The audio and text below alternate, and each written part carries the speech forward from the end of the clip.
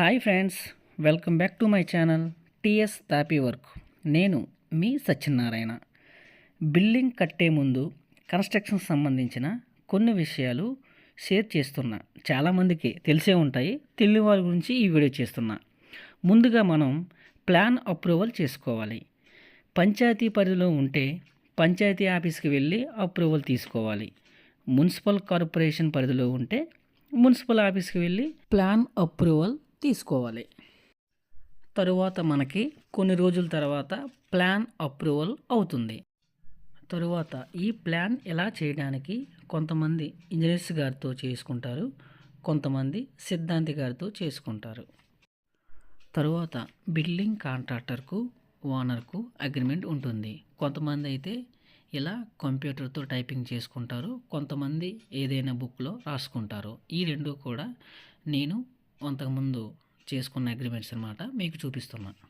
తరువాత మనం బిల్డింగ్ కట్టుకోవడానికి శంకుస్థాపన ముహూర్తం పెట్టుకోవాలి. తర్వాత 2 రోజుల ముందు శంకుస్థాపనకి మార్కింగ్ మేము ఎలా చేస్తాము.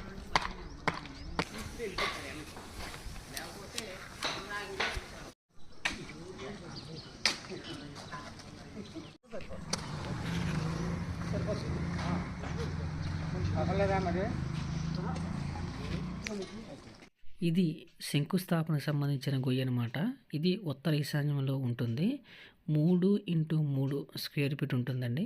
లోతు 1.5 అడుగు వరకు తీసుకోవచ్చు. లోపలికి వెళ్ళి పూజ చేసుకుంటానికి వీలు ఉండేలాగా.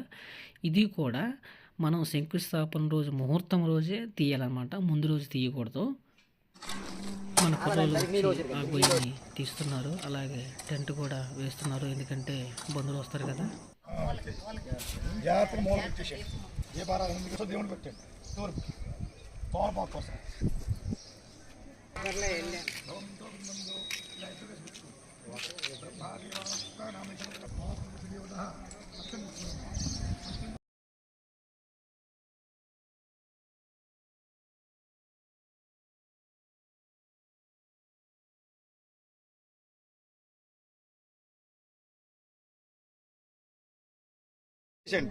చక్కగా గోతులు పడాలి.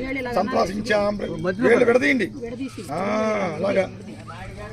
అందిసాగశ్వరవానం సంప్రదిన భవంతో గన్మందో అయం ముహూర్త శుభముహూర్తోస్తు శుభముహూర్తకాలే సూర్యాదీనాం నవానగ్రహచంద నమస్కారం.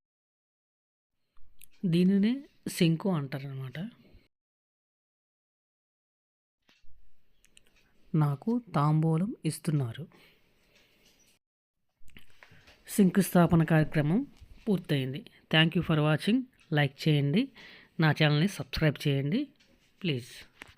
Thank you. నెక్స్ట్ వీడియోలో కలుద్దాం.